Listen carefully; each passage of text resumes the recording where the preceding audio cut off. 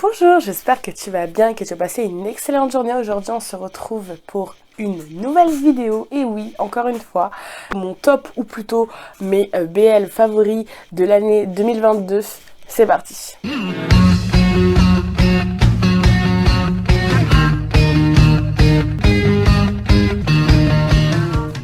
Déjà, comme tu peux le voir, j'ai le même make-up et le même outfit que dans mon autre vidéo sur les BL que je n'ai pas fini.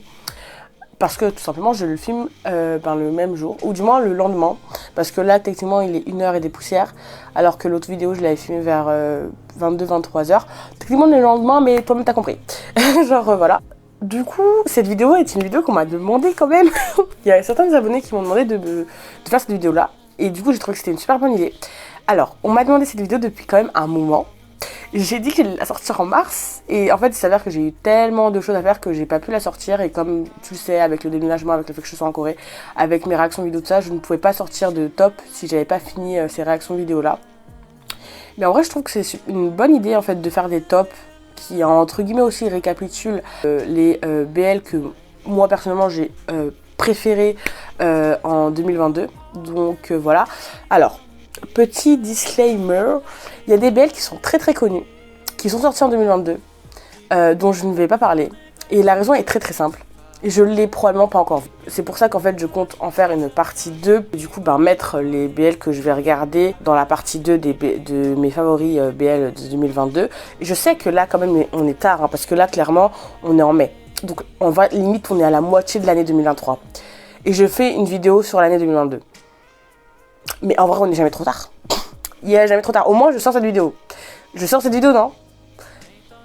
Du coup, ce que je disais, c'est qu'en fait, donc la liste des BL là que je vais citer, je ne vais pas du tout les aborder parce que je les ai pas vues et que du coup je peux pas les citer dans ma liste, mais que je les citerai probablement dans le futur. Donc il y a Love Mechanic. Je sais qu'il faut que je le regarde, donc je vais le regarder aussi. Triage, Dear Doctor, Teddy Bear, que j'ai beaucoup entendu parler, My Only 12%. Alors, je sais pas pourquoi je l'ai pas regardé. Enfin, en tout cas, ce BL sera probablement abordé dans la partie 2. Eclipse, of course. Bedtime de série, donc c'est encore une autre série avec Home Flook. Et Between Us, du coup. Between Us que je n'ai pas encore vu non plus. Et j'ai oublié Never Let Me Go. Enfin, quoique Never Let Me Go finit un peu en 2023 aussi, donc je sais pas trop comment classer, mais en tout cas, ces BL là, je les ai pas encore vus. Il y a plus de chances que je fasse des réactions sur Eclipse et potentiellement Never Let Me Go que Between Us, parce que Between Us ça a l'air compliqué vu que c'est sur Iki. Mais en tout cas, voilà, c'est les BL que je n'ai pas encore vus.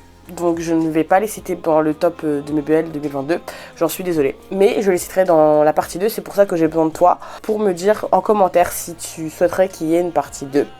Et du coup, dans cette partie 2, je les aborderai probablement. Alors, donc comme je disais, cette vidéo est dédiée aux BL que j'ai préférés durant l'année 2022. Alors je n'arrive pas à faire des tops en termes de celui que j'ai kiffé le plus, celui que j'ai pas aimé, le premier nana. Donc en fait j'ai juste dit les BL qui m'ont marqué, les BL que je vais me souvenir en fait et que j'ai vraiment beaucoup aimé. Et je les ai tout simplement séparés par pays. Parce que vas-y, on n'est pas là. Moi j'ai vraiment du mal à faire des classements, j'ai vraiment du mal à savoir si je préfère lui ou si je préfère pas lui et tout, parce qu'en fait dans tous les cas c'est des BL différents. Donc vraiment je suis une personne très indécise, très flemmarde, très indécise, très désorganisée. Voilà, tu le sais un peu, donc voilà, on va pas tergiverser et on va commencer. Alors on va commencer par le premier BL dans la catégorie des BL thaïlandais. Let's go.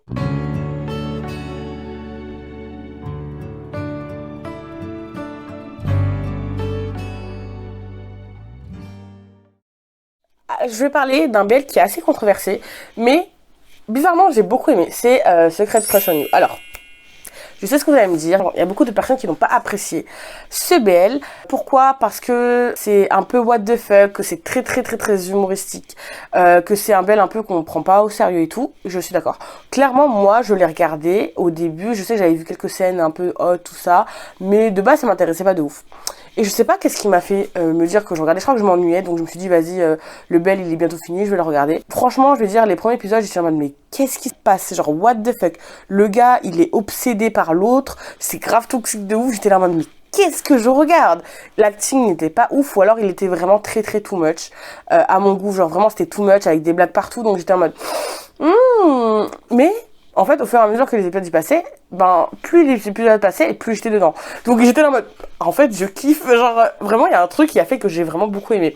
Les personnages ne sont pas parfaits, c'est sûr, et l'acting non plus n'est pas du tout parfait. Je trouve qu'il y a des moments où c'est un peu bizarre, ça marche. En tout cas, moi, j'ai aimé, c'est très très marrant. Il y a des moments où j'étais morte de rire. Donc, petit aparté, je sais que c'est pas du tout organisé, mais comme d'habitude, mais je vais essayer, je vais faire de mon mieux pour dire les synopsis de chaque BL pour que toi tu puisses savoir à peu près de quoi ça parle, et je vais essayer de pas trop spoiler. Donc voilà. Alors, donc pour Secret Crush on You, en gros, on nous raconte l'histoire de Nua et de To. Et donc de To, qui est une personne très très discrète, très, on pourrait même dire un peu genre dans les clichés qu'on a, genre geek, mais c'est pas vraiment, voilà, un geek, voilà. Il est avec son groupe d'amis, vraiment, personne ne fait vraiment attention à eux. Il est amoureux de Nua, qui est genre quelqu'un de très populaire, très sociable, de genre tout le monde le connaît, tout le monde l'aime bien, voilà, le cliché du mec populaire, tout le monde a envie d'être avec lui, de sortir avec lui, blablabla.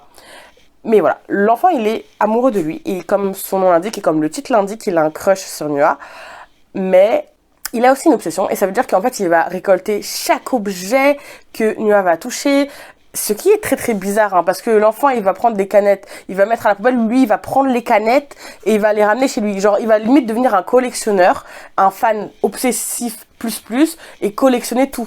Et de fil en aiguille, ben, il faut savoir qu'ils vont se parler. Ou même pour la relation, ça va être compliqué. Enfin bref, je vais pas trop spoiler parce que voilà, sinon après, je vais trop m'éparpiller. Mais vraiment, c'est un BL qui peut paraître vraiment bizarre. Et il l'est, je vais pas mentir.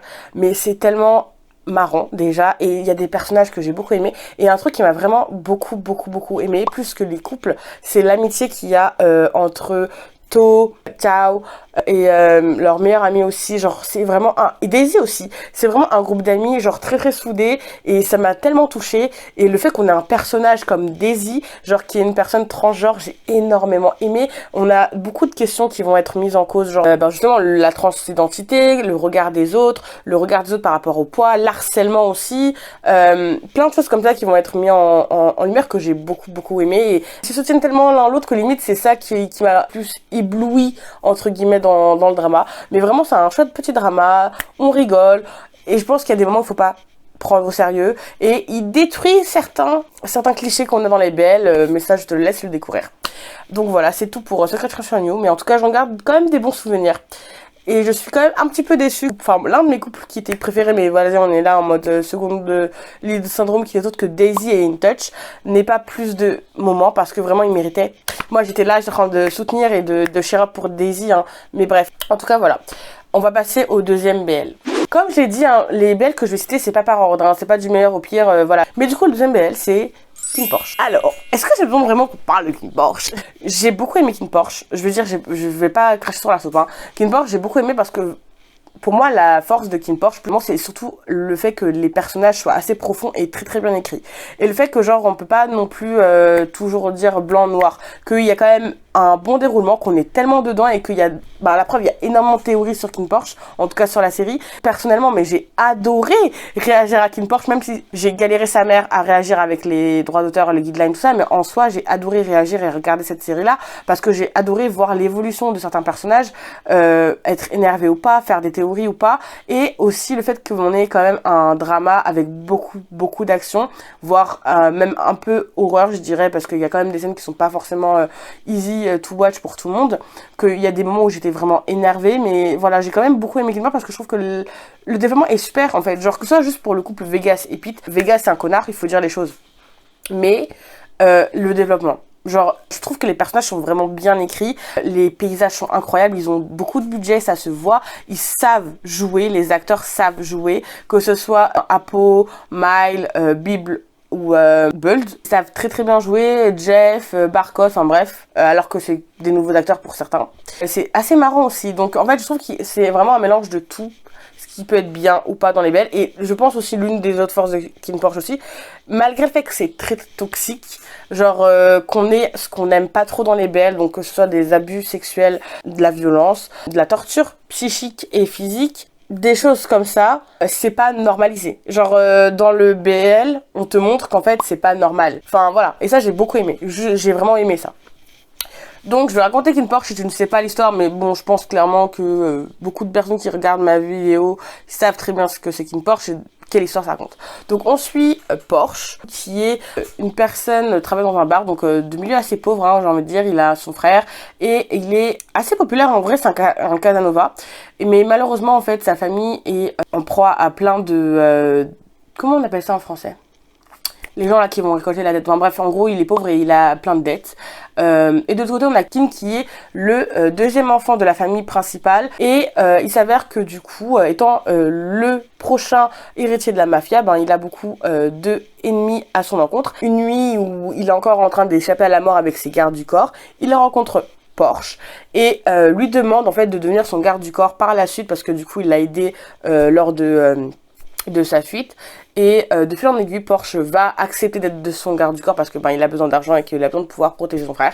Et voilà, on va suivre du coup l'histoire d'amour entre Kim et Porsche, entre d'autres personnages autour, que ce soit les trahisons entre famille secondaire, famille principale. Enfin bref, on va suivre toute cette histoire. Voilà. Je sais pas si j'ai bien fait le résumé, je fais un résumé à ma manière, donc il y a des trous, enfin bref, je sais pas, mais en tout cas voilà. C'est tout pour Kim Porsche, passons au troisième drama thaïlandais que j'ai aimé. En fait, disons que c'est un BL qui m'a vraiment beaucoup marqué, genre Love in the Air. Alors, je vais mettre des pincettes parce que vraiment en fait pour moi j'ai mis beaucoup de temps à regarder Love in the Air. J'ai regardé genre au début je crois que j'ai regardé le premier épisode quand il est sorti et après j'ai arrêté, genre j'ai regardé le premier et le deuxième épisode, après j'avais grave arrêté parce que la scène, je suis désolée mais le couple principal Payu et Rain, genre non agression sexuelle de partout, enfin je sais pas, genre j'avais pas trop kiffé moi, genre les trucs genre et voilà, du coup ça m'avait un peu refroidi, ça me faisait penser beaucoup à Tartype, donc j'étais en mode non.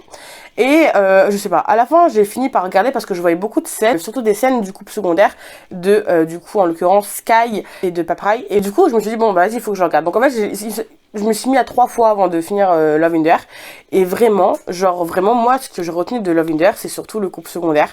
Je suis vraiment désolée mais pour moi genre Sky et Paprai, genre j'étais subjuguée en fait par leur partie. J'aurais même aimé qu'il y en ait plus parce que la complexité du personnage de Sky, genre ce qu'il a subi, ses traumatismes, sa difficulté à faire confiance à quelqu'un, genre à se laisser aller, le fait de se retenir et tout parce qu'il avait tout simplement des traumas. Je trouve que c'était tellement intéressant. Si je déteste pas le principal non plus, hein. Je déteste pas Payu et Rain, mais pour moi en fait Payu et Rain, genre surtout Rain, pour moi Rain c'est un gamin. Pour moi Rain c'est un fucking bébé. Je suis désolée, l'enfant c'est un bébé. Pour moi c'est juste un bébé qui des fois ne sait pas réfléchir. Je suis désolée. Genre en fait la romance Rain et Payu, elle paraît tellement enfantine par rapport à Paprai et Sky parce que c'est beaucoup plus profond pour Sky quand on connaît son personnage, et même pour Paprai qui de base est un Casanova qui aussi va changer au fur et à mesure. Enfin bref, j'ai beaucoup aimé leur couple, et je sais que j'ai regardé je sais pas combien de fois, il y a des épisodes que j'ai kiffé sa mère parce que je kiffais trop leur alchimie. Donc en fait limite je mets Love in the Air mais beaucoup plus pour le couple secondaire que pour le couple principal. Mais du coup je vais te dire le synopsis, donc si tu n'as pas vu. Du coup on a donc l'histoire de Rain qui a un crush sur une meuf, mais j'ai oublié son blaze donc je te mettrai son nom là. Et il s'avère qu'il a envie de se déclarer à elle, mais il apprend que cette même personne est amoureuse de Payu qui est un senior de son lycée, ou du moins qui était un senior de son lycée. Et du coup, il a envie d'une seule chose, en fait, c'est au début de battre Payu, et du coup, son plan, c'est de séduire Payu, je ne sais même plus pourquoi, il veut séduire Payu à la fin. Genre son plan c'est juste de séduire Payu, de le mettre dans son filet pour pouvoir faire en sorte d'avoir la meuf, mais voilà, et tu te rends compte que de fil en aiguille, il va tomber amoureux de Payu, et voilà. C'est un peu bizarre, je sais pas si j'ai fait le vrai résumé. S'il y a des trucs que j'ai oubliés, je mettrai une voix off, parce que franchement, voilà. Hey, c'est la Sarah du montage. Je sais que je vous ai beaucoup manqué. Alors comme je l'avais prédit quand je faisais la vidéo, j'ai oublié certains détails et pas des moindres en fait. J'ai oublié de préciser déjà que Love in the Air est composé de 2 parties, que du coup la première partie est concentrée sur le couple Payu et Rain, et que la deuxième partie est concentrée sur le couple Sky et Paprai. Du coup l'histoire de Sky et Paprai. Donc nous avons Sky qui se retrouve dans une course automobile illégale. Il s'avère que Paprai se trouve là aussi en tant que conducteur du coup automobile. Il remarque Sky, et en échange de son silence par rapport à sa présence dans cette course, il lui demande une compensation physique, ce que Sky ne va pas refuser. Pour Sky, ce n'est autre qu'une histoire sans lendemain, une soirée, un peu de cul et puis voilà. Mais il s'avère que Papray a beaucoup de mal à oublier cette nuit et il va tout faire pour pouvoir séduire Sky malgré les refus multiples de Sky qui ne souhaite pas être dans une relation à cause de raisons beaucoup plus profondes.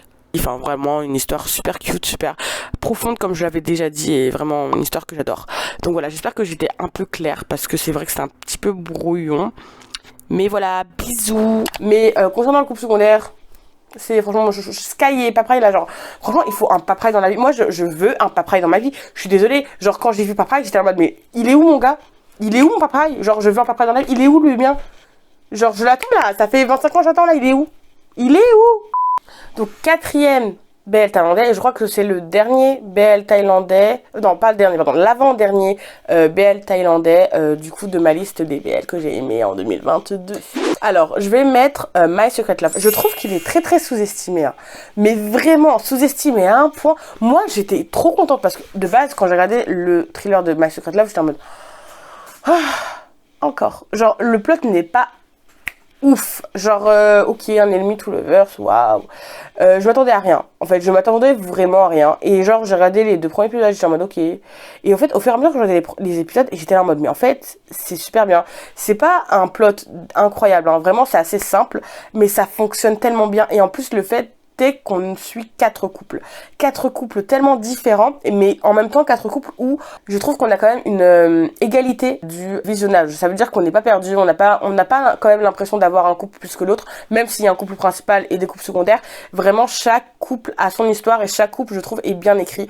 Et ça, c'est ce que j'ai kiffé. Et vraiment, c'est simple, rapide, efficace et genre, c'est vraiment bien. On a le couple principal, bien sûr, du coup, composé de Kim et de Mek, qui débute donc d'un ennemi to lovers, hein, en plot qu'on kiffe.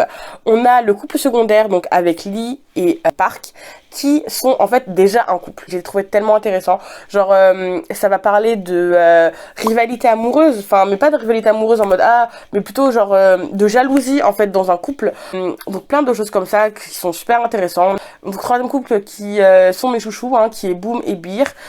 Donc un fan et je dirais son idole entre guillemets.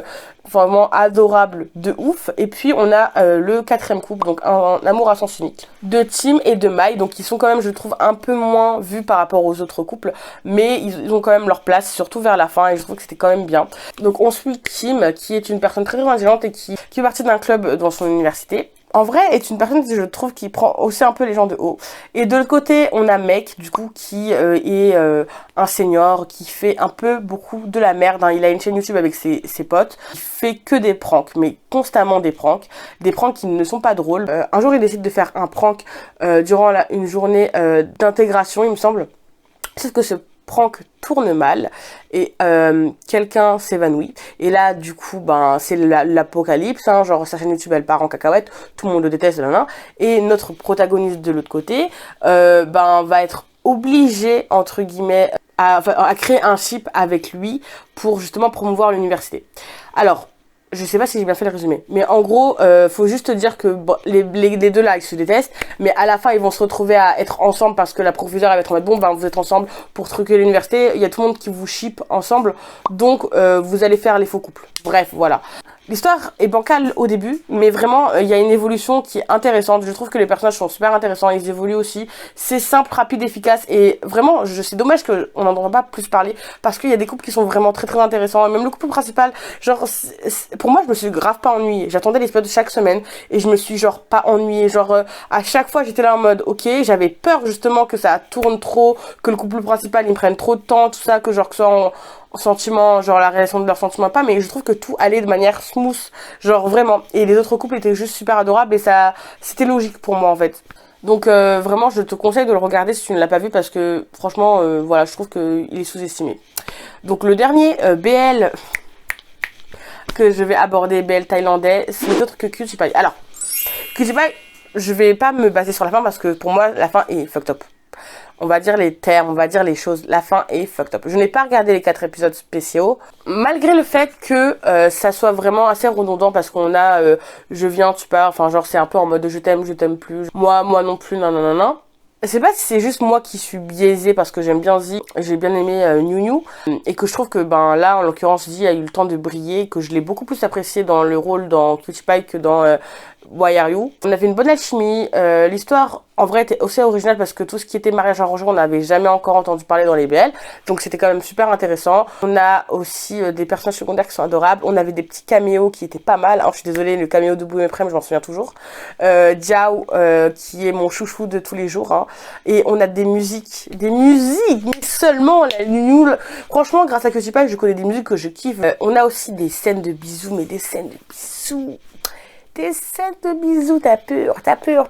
Donc, l'histoire de Cutie Pie, c'est très simple. On a Kua qui est un élève à l'université, qui en vrai est une personne assez rebelle, qui aime bien les courses de moto, qui est aussi paradoxalement une rockstar du nom de Kirin, qui est une personne qui n'est pas aussi polie qu'on pourrait le croire malgré son rang. Et en fait, il s'avère que depuis qu'il est petit, en fait, est lié à Liane, mais il cache sa vraie personnalité à Liane. Devant Liane, il agit comme la parfaite poupée, la personne la plus patiente du monde. Il écrase en fait sa vraie personnalité pour espérer plaire à son mari. Et en fait, il s'avère que lors d'une dispute, parce que Kua en aura marre de l'attitude de Liane qui est très froide, Kua va découvrir que Liane ne l'aime pas. Et du coup, à partir de là, il va vouloir en fait rompre le mariage. On va suivre comment Kua va petit à petit s'affirmer et vraiment accepter qui il est et montrer qui elle est devant Liane. Et Liane aussi qui va potentiellement aussi au fur et à mesure des épisodes arrêter de mentir. En fait, c'est toujours un truc de ouais, je te mens, tu me mens, je te mens, on te ment pas, non. Mais bref, par contre, je trouve que la fin, elle est fucked up. Je suis désolée, les trucs avec Diao, là, j'ai encore du mal. J'ai vraiment encore du mal. Le bail avec le chien, là, je suis désolée, je suis pas d'accord. Mais voilà, bref. On a des scènes de cul qui sont incroyables, des scènes de bisous, là, qui sont bien... On aime bien ça, ok. Et juste pour ça, ça vaut quoi même le coup de jeter un petit coup d'œil. Je suis désolée, ça a été un peu brouillon pour le résumé. Je m'y suis pris 3 fois avant de faire le synopsis. Parce que vraiment, j'improvise, hein. J'ai même pas jeté un coup d'œil au synopsis, hein. Donc, je suis désolée si c'était brouillon. Au pire des cas, voilà, j'essaierai d'arranger. Maintenant, on va passer au BL coréen.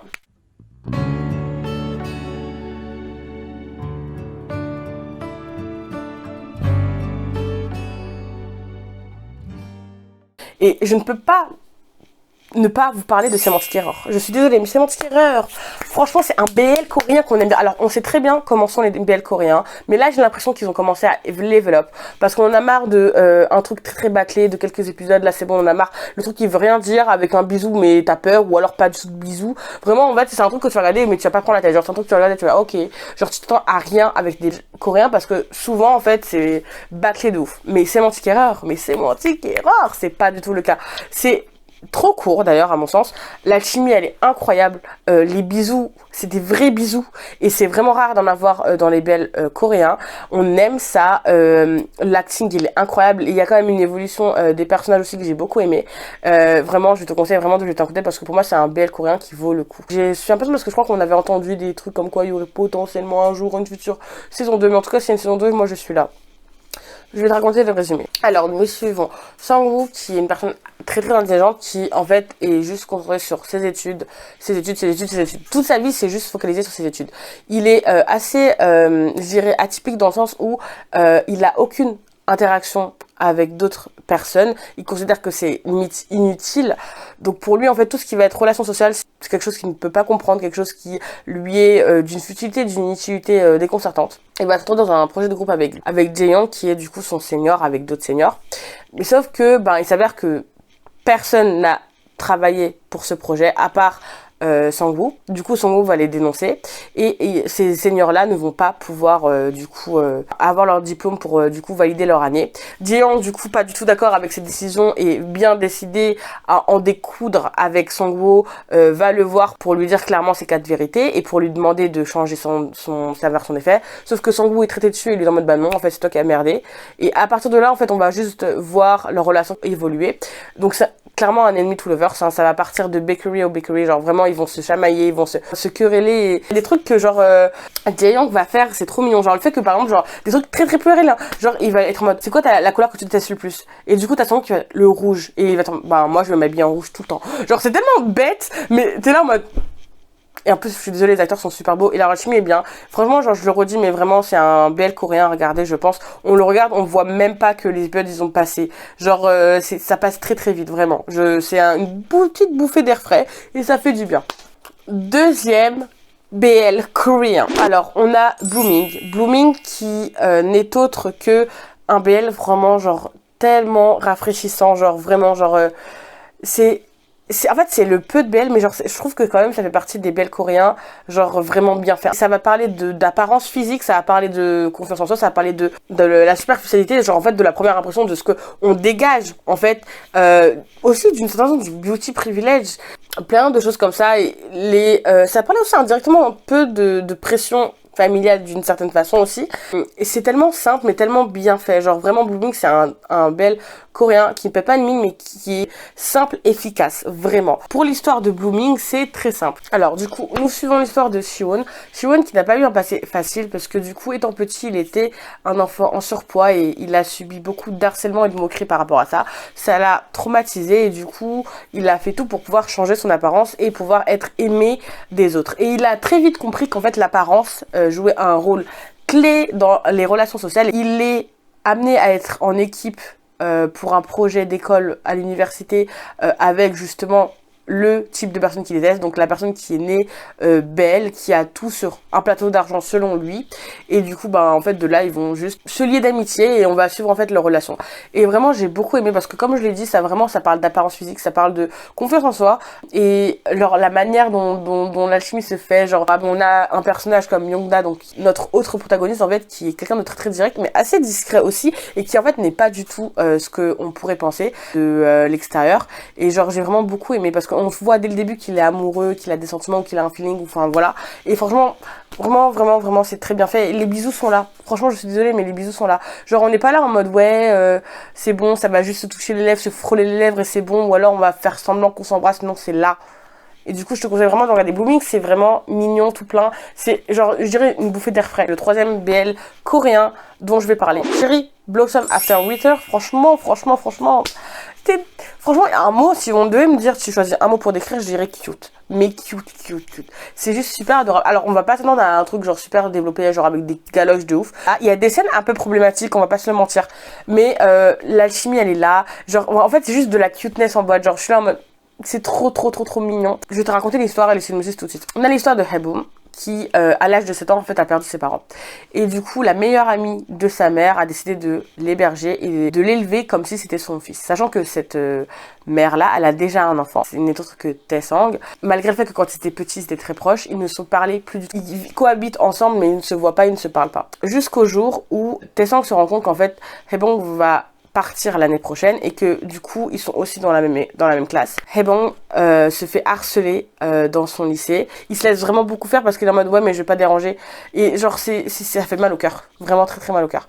Et du coup en fait on va suivre leur romance du coup après, comment ça va se passer ou pas, sachant qu'en plus la difficulté c'est qu'ils vivent un peu comme si c'était des frères sans vraiment être des frères, mais qu'ils vivent sous le même toit. Et du coup vraiment j'ai juste super adoré. Comme je le disais, genre Haebong c'est un petit bébé qu'on a envie de protéger. Il est tellement avec une culpabilité telle par rapport à la mort de ses parents, par rapport au fait que c'est la mère de Taesang qui s'occupe de lui et tout, que genre il veut rien faire pour la déranger, alors que la mère de Taesang elle le considère comme son fils aussi, tu vois. Enfin bref, j'ai beaucoup aimé, c'est trop mignon. Quatrième BL coréen, ce n'est autre que To My Star saison 2. Alors. Bien que je n'ai pas tout compris dans To My Star saison 2, j'ai juste super aimé parce que on nous montre en fait non, la vie n'est pas si rose que ça, et même si ça peut être super frustrant parce que tout le long du BL on n'a pas la saison 2 qu'on pourrait espérer entre guillemets, qu'on s'attendrait dans pratiquement toutes les autres saisons 2, j'ai trouvé ça tellement profond. On apprend vraiment à connaître les personnages beaucoup plus en profondeur que ce qu'on avait eu dans la saison 1. Et je suis désolée, mais moi, Sojun, c'est mon chouchou d'amour. Genre, j'ai envie de le protéger à chaque fois. Si t'as pas regardé la saison 1 de To My Star, du coup, je te conseille quand même de la regarder, hein. Sinon, tu pourras pas comprendre. Mais du coup, en fait, on suit nos deux protagonistes, donc Sojun et Jiwoo. Je sais plus combien de temps après, quelques temps après. Et en fait, il s'avère qu'ils ont rompu. Jiwoo a disparu sans laisser de traces, a juste laissé une lettre disant qu'il ne voulait plus être avec Sojun. Et depuis, en fait, Soo-Joon a vraiment du mal avec cette rupture. Et en fait, on apprend l'impact que ça va avoir sur lui. Aussi l'impact que ça a eu sur Soo-Joon. Le pourquoi du comment Jae-woo a décidé de faire ça. Enfin, même si tout le long, on l'a pas directement. C'est vraiment très, très implicite. Et genre, au début, on est en mode, ouais, mais c'est bon, vous êtes vus... c'est bon, réconciliez-vous, mais en fait, c'est pas si simple que ça. Et genre, vraiment, c'est vraiment beaucoup plus dur parce qu'on a des personnages qui sont emprunts à des traumatismes. C'est tellement frustrant et en même temps, c'est tellement cute. Genre, vraiment, j'ai beaucoup aimé. Je te conseille de regarder. Après, ne t'attends pas à un truc si cutie que ça parce que vraiment, c'est quelque chose qui va peut-être te frustrer et peut-être t'énerver sur certains points ou genre t'es en mode, qu'est-ce qui se passe? Mais genre, c'est vraiment, je pense que c'est vraiment un bel, il faut voir. Vraiment. Clairement. Genre, si t'as regardé To My Star 1, faut regarder To My Star 2, tout simplement. Genre, pour moi, c'est pas une mauvaise saison 2. Donc là, on va passer au BL japonais. Et ça va être très très simple parce qu'il y en a que 2. Donc c'est parti.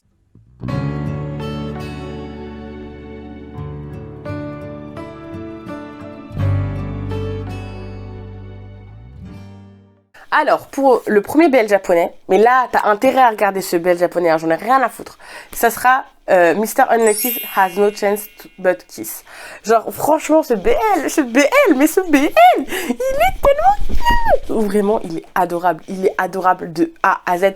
Alors, on a eu beaucoup de BL japonais durant l'année 2022, mais celui-là, c'est celui qui m'a marqué le plus. Vraiment, genre, il est tout cutie, mais il est bien fait, et genre, c'est tellement marrant. Vraiment, l'humour est adorable. Vraiment, à chaque épisode, j'étais en train de rigoler. J'avais tout le temps le sourire. Vraiment, les personnages étaient super intéressants. Pour moi, l'histoire avait un sens. Je mettais les mêmes posts sur Instagram parce que ça, vraiment, je le regardais, à chaque fois que je regardais un épisode le matin, ça me mettait de bonne humeur.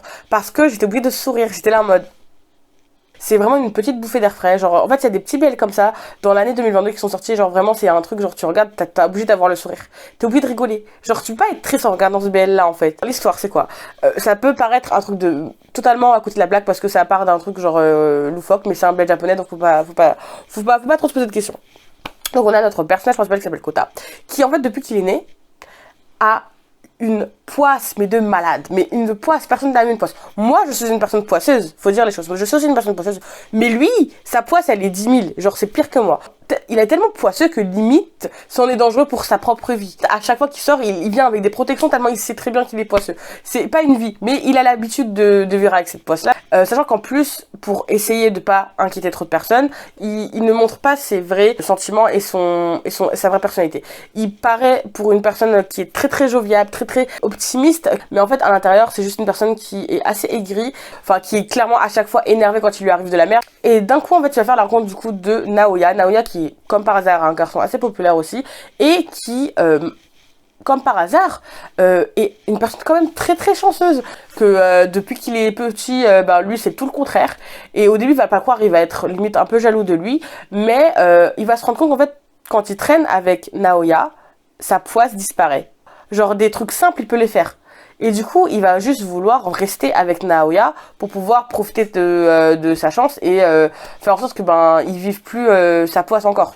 Mais suite à un malentendu, il va finir par sortir avec Naoya. Et du coup, là, on va voir leur relation, comment ça se passer. Vraiment, c'est un truc très soft. On ne t'entend pas à des trucs bisous, mais après, c'est un BL japonais aussi. Donc, vraiment, genre, ne t'entend pas à des galoches de ouf et tout, ou un kiss même. Je sais même pas si on a un seul kiss. Si on a un kiss au début. Mais genre, vraiment, c'est très soft, mais c'est tellement bien fait. Genre, en fait, c'est tellement ridicule. Et en même temps, genre, c'est un humour qui marche. Genre, juste le fait de, par exemple, genre, on a Kota. Genre, il a tellement la poisse que manger sans se salir, c'est impossible pour lui. Manger une glace sans que la glace, elle tombe, c'est impossible pour lui. Donc en fait, genre le fait qu'il va être resté avec Naoya, genre des plaisirs simples, il va les déguster à pleines dents. Et genre toi tu te dis mais c'est rien, mais en fait tu vois à quel point genre c'est des trucs basiques mais qu'il a jamais connu. Et j'ai beaucoup aimé parce que c'est vraiment aussi, ça joue aussi beaucoup sur l'apparence, sur ce que tu laisses présager, ou sur aussi ce que les autres veulent de toi et qu'est-ce qu'ils sont prêts à faire pour t'utiliser. Donc, mais vraiment j'ai adoré. Je te conseille de regarder 1000 fois, vraiment regarder. Le deuxième que j'ai qui m'a marqué, c'est Old Fashion Cupcake. Alors c'est un BL où on suit du coup des personnes assez âgées, ce qui est assez rare dans les BL japonais. J'ai beaucoup aimé. En fait, je trouve que c'est assez sous-estimé parce que je l'ai pas beaucoup entendu parler, mais je trouve que vraiment il est bien fait. Genre vraiment c'est un BL japonais assez simple mais très bien fait. Ensuite, l'histoire de Nozue qui a 39 ans et de son acolyte du coup qui s'appelle Togawa qui a 29 ans. Et il s'avère que Nosué, donc il a une vie très très ennuyeuse, hein, métro, boulot, dodo tout le temps. Mais il va bientôt passer la barre des 40 ans, mais il est en train de faire une crise de quarantaine. Il est en train de se rendre compte qu'en fait, genre, toute sa vie, il a rien fait d'amusant. Et ça, genre, ça le déprime beaucoup. Du coup, Tagawa, qui n'est autre que son alcoolique, qui est là pour l'épauler et tout, le remarque et veut tout faire pour l'aider. Et là, en fait, à ce moment-là, il se rend compte que il va faire tout pour pouvoir l'aider à lui faire se sentir jeune, et que c'est pas l'âge qui va dicter le fait qu'il est jeune ou vieux et qu'il peut se permettre de faire des choses. Donc, il va faire des trucs simples, genre manger des desserts. Genre manger des desserts juste pour le faire sentir un peu plus jeune et tout. Et je trouve ça c'était trop mignon, genre ça soit des personnes adultes qu'on parle de la crise de la quarantaine, du fait ou pas que genre à ce qu'un adulte il peut faire des trucs jeunes ou se sentir jeune, pourquoi, comment, enfin genre j'ai trouvé ça super bien, et leur alchimie est incroyable aussi, et le fait qu'on soit dans un domaine vraiment un univers totalement différent, on n'est plus à l'université, on est vraiment deux personnes qui travaillent et tout, c'est aussi super intéressant. Donc je te conseille vraiment de le regarder aussi. Et c'est dommage que j'en entends pas beaucoup parler, je trouve. Maintenant, on va partir à la dernière catégorie qui n'est autre que les dramas taïwanais.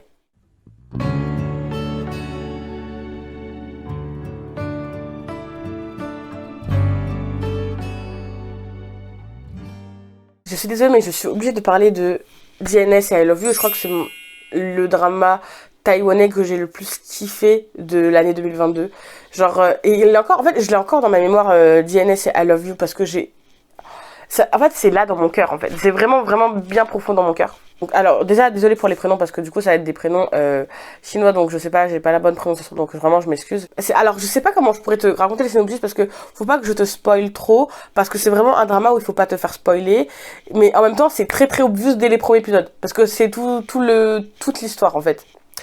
Mais du coup, on a donc un groupe d'amis qui sont amis depuis l'école primaire, composé de Siwon, Liken et Yuhei, et du coup qui sont amis d'enfance depuis qu'ils sont tout petits. Mais il s'avère que Siwen a déménagé, et du coup depuis il reste que Liken et Yuhei. Eux, ils ont l'espoir de voir leur meilleur ami revenir. Comme par hasard, quelques années plus tard, ils rencontrent un mystérieux jeune homme qui est prêt à les aider pour leur chaîne YouTube. Et de là, donc on va voir ce qui se passe. Je sais pas si j'ai bien dit le résumé, mais dans tous les cas, en vrai, je pense que c'est vraiment mieux que tu ailles jeter un coup d'œil à ce BL, parce que c'est vraiment incroyable. Genre vraiment, au début, j'ai regardé les deux premiers, j'étais en mode, ouais, enfin c'était un peu confus. Les deux premiers épisodes, c'est en mode, ok. Et en fait, le genre de BL, plus l'épisode y passe et plus t'es dedans. En fait, c'est vraiment un BL, genre, il faut pas te fier au premier épisode. Vraiment, genre, c'est là en mode, il faut que tu regardes. Plus tu regardes et plus t'es là dedans. Genre, vraiment, genre, j'étais là en mode, mais non. Et c'est un slow burn. La romance, ça se fait pas tout de suite. Vraiment pas tout de suite. Genre, c'est tout en douceur, et je suis pas du tout patiente, hein. Je vous ai dit, hein, je suis pas dans la patience, mais celui-là j'ai aimé, parce que c'était beaucoup plus que juste un BL. Ça parle d'harcèlement, ça parle, je vais pas vous dire parce que sinon je vous spoil. Petit truc spoil, donc si tu veux pas te faire spoiler pour ce BL là, je vais te mettre un timecode juste ici, comme ça tu pourras voir pour mes autres BL. Ça va parler aussi de maladie, un changement de sexe, entre guillemets, mais pas par rapport à une transition d'identité, hein. Enfin plutôt ça va parler de, comment on appelle ça maintenant du coup. Le personnage d'Humber, je trouve que c'est un personnage juste super touchant. Genre, moi, j'ai pas capté tout de suite que, en fait, Humber, c'était Xiwen, parce que justement, c'était deux personnes de sexe différents. Et en fait, c'est juste trop dommage, parce qu'on voit la souffrance de Humber. Il est revenu, il veut indirectement revoir ses amis, ses amis les plus proches, et en même temps il peut pas, parce que finalement c'est plus du tout la même personne. Physiquement c'est plus la même personne, c'est plus une femme, c'est un homme, c'est Humber. Il a trouvé un moyen de se rapprocher de ses meilleurs amis, mais c'est plus la même chose qu'avant, parce que lui il sait mais ses amis ne savent pas, ils le reconnaissent pas, c'est normal. Et c'est juste tellement touchant, genre la scène où la meuf, du coup l'une de ses amies d'enfance, découvre que Humber c'est son ami d'enfance, et juste tellement touchante quand il lui raconte ce qui s'est passé quand il est parti aux États-Unis, parce qu'il devait revivre, en fait, il devait apprendre à vivre comme un homme, parce qu'il a toujours vécu toute sa vie en tant que femme, mais que du coup, suite à la découverte du fait qu'il avait les deux sexes en lui, donc voilà, il devait faire un choix pour apparence ses problèmes de santé, enfin bref. Enfin, genre vraiment, l'émotion, l'acteur joue super bien, genre vraiment l'acteur qui joue Humber est incroyable. Genre même dans la scène où il fait une crise d'angoisse, c'était une vraie crise d'angoisse. Genre vraiment, c'était une vraie, on le sentait. Genre, C'est tellement touchant, c'est tellement touchant, c'est tellement adorable. Et puis même le couple secondaire aussi, ils sont trop mignons, ils sont adorables aussi. Enfin vraiment, franchement pour moi, genre DNS et I Love You, c'est vraiment un BL qu'il faut regarder. Genre j'ai pas la plus des slow burn, mais pour moi genre il m'a marqué. Vraiment ce BL m'a marqué de ouf. Genre j'ai trop aimé. Genre regardez-le. Je vous conseille vraiment de regarder en BL taïwanais, vraiment regardez-le. Second BL taïwanais, ça va être plus Sad Manus. Alors, je l'ai pas regardé au début quand il est sorti, parce que j'étais en mode ok, vas-y, je regarderai plus tard. Mais plus j'en entendais parler, plus j'étais en mode ok, peut-être pourquoi pas. Et puis après j'ai vu des scènes de caméo. Je me suis dit mais comment ça il y a un caméo? Il y a le caméo des acteurs de History 3 Crossing de là. J'étais en mode mais what the fuck? What the fuck, comment ça il y a un caméo de... Puis après j'ai vu il y avait un caméo de Be Love in Half, j'étais en mode mais what? C'est quoi ça? Donc déjà ça m'avait donné envie de voir. Et puis après j'ai appris quoi? J'ai appris que les deux acteurs ils sortaient ensemble. Je me suis dit mais non, il faut que je regarde le drama, il faut que je vois leur alchimie qui pour de vrai est une vraie alchimie, même si je sais qu'au moment où ils ont tourné le drama ils étaient pas encore en train de sortir ensemble. Mais même genre il faut que je vois ça. Alors c'est un drama très simple, on va pas se casser la tête. Le plot est simple, deux meilleurs amis, voilà, voilà, on est clair. Deux amis d'enfance qui travaillent au même endroit, qui sont tout le temps ensemble, qui font toujours tout ensemble. Ben, au fur et à mesure, ben, il y en a un qui a des sentiments pour l'autre, et voilà, il y a leurs relations qui vont évoluer. On a des couples secondaires aussi qui sont, je trouve, super intéressants, genre Yuki, genre que ce soit Yuki et le gars de la blanchisserie, genre avec sa fille, j'ai trouvé ça tellement mignon, genre le couple secondaire ils étaient trop mignons, genre et franchement je te conseille de regarder parce que vraiment c'est simple, on va pas se casser la tête, genre j'avais pas des trucs grandioses à dire sur le plot parce que c'est pas un truc incroyable, mais on sent vraiment la chimie des acteurs et on est vraiment très vite dedans et genre on est en mode waouh, genre les acteurs jouent bien quand même, hein, genre ouf, c'est vraiment un bon drama, je te conseille vraiment de le regarder. Troisième et dernier BL, waouh, alors ça va être pardon, About You. C'est un BL, genre déjà franchement je te dis on va parler juste des musiques, les musiques sont incroyables, vraiment incroyables, genre j'écoute encore de temps en temps les musiques, genre j'ai trop aimé. Et du coup bah, je vais te dire d'abord le synopsis et après je vais te dire mon point de vue par rapport à ce drama et pourquoi j'ai kiffé ce drama. Alors déjà on a donc notre personnage principal, Ye Guang, qui est la personne la plus douée de son université, enfin très intelligent, qui a de superbes résultats, qui est le premier de sa classe, hein, et en fait on apprend très vite qu'il subit une pression de malade, mais une pression genre horrible de ses parents qui veulent la perfection. Donc vraiment genre il a pas une vie facile, il est toujours obligé d'avoir tout le temps les meilleurs résultats, il a pratiquement aucune liberté parce que ses parents sont focalisés que sur ses notes, il peut pas forcément profiter de sa vie parce qu'il est tout le temps sur ses notes pour rendre fier ses parents, qu'il a vraiment aussi un énorme manque de confiance en soi parce que bah du coup à cause de ses parents il vit ça tout le temps et du coup tout le monde pense qu'il est parfait parce que bah il doit agir de manière parfaite mais il souffre au fond de lui et un jour où il a un peu craqué, hein, c'était un mauvais jour, il y avait ses parents qui sont venus dans le tableau, donc, clairement ça va être le pire dé de sa vie, hein. Le dé le plus poisseux, donc le dé où t'as envie de voir personne, vraiment, le dé où t'as envie de te cacher dans un trou. Mais du coup, pendant ce dé où il est en train de péter un câble et craquer dans la rue, il va faire un compte de Kizhuang, je suis désolée pour la prononciation, de Kizhuang, qui lui, genre, bah, est une personne de son université aussi, enfin de lycée plutôt, et qui est une personne très discrète, genre qui va passer crème entre les mailles du filet, mais pas quand il est sur scène, parce que l'enfant là, quand il est sur scène, c'est une rockstar, il chante, tout le monde le reconnaît, genre il a un charisme de malade et en fait il va l'aider du coup à ce moment-là et là ils vont développer une amitié et au fur et à mesure ça va devenir plus qu'une amitié. Alors vraiment j'ai beaucoup aimé parce que les personnages sont incroyables et on en parle du couple secondaire, le couple secondaire avec Rei, genre le fait qu'en fait Rei ce soit du coup le meilleur ami du personnage principal, donc le meilleur ami de Ye, on va l'appeler Ye, et le fait qu'en fait genre ça soit un personnage très déconstruit, j'ai beaucoup aimé parce que la première scène où on le voit, donc c'est un personnage qui est clairement gay et on le voit genre s'habiller avec des vêtements féminins, il en a absolument rien à foutre et ça j'ai beaucoup aimé, genre s'habiller, en plus il est grave, franchement il est grave belle, genre incroyable avec la perruque, la petite robe et tout, c'était incroyable, genre iconique et du coup genre ça on n'a pas souvent ce genre de personnage là et j'ai beaucoup aimé et du coup il y a sa petite romance avec le gars du café aussi qui est super adorable et super cute, donc vraiment les deux font vraiment un bon mix, genre le couple principal et le couple secondaire, bien que le couple principal c'est un couple qui prend beaucoup plus de temps parce qu'en fait ils apprennent vraiment beaucoup plus à se connaître et tout. Franchement moi j'avais juste trop mal au cœur pour notre acteur principal, sa famille, j'ai envie de les claquer. Genre, il n'y a pas à subir comme ça, genre, il n'y a pas à mettre une pression comme ça à ton gosse. Enfin, genre, t'es qui? T'es qui? Enfin, bref. Je trouve que c'est vraiment un bon drama parce que ça va nous rendre compte de la pression que subit beaucoup d'étudiants en Asie, du coup, donc, en général. La réussite, est-ce que ça vaut vraiment le coup? Et d'ailleurs, il y a un petit caméo et il y a l'acteur qui joue Book Chang dans History 3 Crossing the Line qui joue dans About You. Donc voilà. Et il a des cheveux. Je l'avais pas reconnu tout de suite, mais voilà.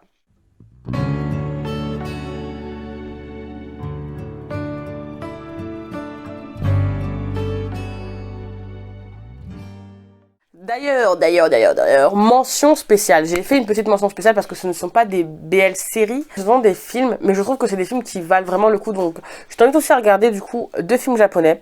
Donc, il y a, je suis désolée, je suis en train de lire mon ordinateur. Bokumo Aitsu mo Shiro Detsu. En anglais, ça veut dire genre We are grooms, genre en gros on est mariés. On est les mariés, un truc comme ça. Et je trouve que c'est vraiment un super bon film. Genre, c'est très simple, mais c'est efficace. En gros, on suit un couple qui est sur le point de se marier. Hein, sauf qu'il s'avère que l'un des deux n'a pas fait son coming out à sa famille. Et ça, le gars le sait pas. Son mari le sait pas. Et du coup, en fait, il va devoir faire son coming out le jour de son mariage. Et du coup, ça va être un peu la merde. Et du coup, c'est vraiment assez intéressant parce qu'on a vraiment le débat d'une personne très conserviste, très homophobe, avec des idées très conservatrices et d'autres points de vue du coup qui sont l'inverse. Et en vrai, c'est vraiment très beau, je trouve, parce qu'on a aussi le mariage, le fait que ce soit un mariage homosexuel. On parle pas que d'homosexualité, on parle aussi de la communauté LGBT en général. Enfin bref, c'est un film très simple, mais très bien fait, je trouve, et je t'invite vraiment à le regarder, parce qu'il est vraiment bien. Autre chose aussi, je ne pouvais pas ne pas parler de Chérie Magique, le film qui est sorti, que j'ai regardé et que j'ai kiffé sa mère. Pour moi, c'est genre, il y a pas, enfin, on a déjà vu des films qui sont sortis et souvent la plupart des films après des BL c'est genre en mode ok, genre ça va pas vraiment te sortir une vraie continuité du BL, ça va être plus en mode ouais c'est mignon, genre on va juste te doser et te mettre des moments cute, mais c'est tout. Alors que dans Chérie Magique, vraiment, pour moi Chérie Magique c'était la conclusion parfaite du drama. Genre là ce qu'ils ont fait dans Chérie Magique, le film, pour moi c'était vraiment tout ce qu'il fallait mettre. Genre pour moi, c'est la boucle qu'il fallait boucler dans la série. Moi, je fais partie intégrante, en fait, de la série. Et c'est pas juste un truc qu'ils ont fait pour les fans. Genre, vraiment, c'est l'histoire, elle se finit avec le film, pour moi. Et j'ai juste tellement aimé. Genre, on a une évolution de Adachi qui est juste trop mignonne. Genre, vraiment. Et Kurosawa aussi, on le voit assez faible, ce qui est très rare aussi dans la série. Et on le voit plus fragile que ce qu'on avait pu voir dans la série. Notre petit couple secondaire aussi, adorable aussi. C'est pas juste un film bonus. Vraiment, je te conseille vraiment de regarder Chérie Magique parce que vraiment c'est incroyable. Franchement, c'est un BL qui... voilà, c'est genre vraiment le film qui complète la série et pour ça, go, le regarder. Du coup, voilà, je crois que c'est la fin. Alors, je suis désolée si c'est très brouillon parce que les synopsis, je les avais pas tous en tête. Mais j'espère que ça t'a plu quand même. J'espère que t'as pu peut-être découvrir des BL. J'espère que ça t'a donné envie de regarder certains BL si tu les connaissais pas. Moi, en tout cas, c'est ce que je voulais faire. N'hésite pas à me dire si tu as aimé ou pas. N'hésite pas à commenter, à me dire si t'as d'autres BL à me proposer. Comme je l'ai déjà dit au début, il y a des BL que je n'ai pas encore vus mais que je compte voir. Du coup bientôt. N'hésite pas à t'abonner sur mes réseaux sociaux que je vais mettre juste ici et ici, Instagram et TikTok. TikTok si tu veux plus de contenu sur les BL, bon là j'ai fait une petite pause mais je vais reprendre bientôt. Instagram si tu veux voir ma life en Corée, en story, enfin bref n'hésite pas. N'hésite pas à me dire si tu veux une partie 2 parce que du coup comme je t'ai dit il y a des BL que je n'ai pas vues, que je compte voir et probablement les mettre dans la partie 2 donc vraiment n'hésite pas. Et à me dire si tu veux d'autres vidéos de ce style-là pour l'année 2023, l'année 2024, enfin bref. Ah oui, et surtout n'oublie pas une chose, c'est sûr que tu es une personne incroyable et que tu peux le faire car moi je crois en toi. Bye bye! I love you. Be careful and take care. Because life is not easy these days.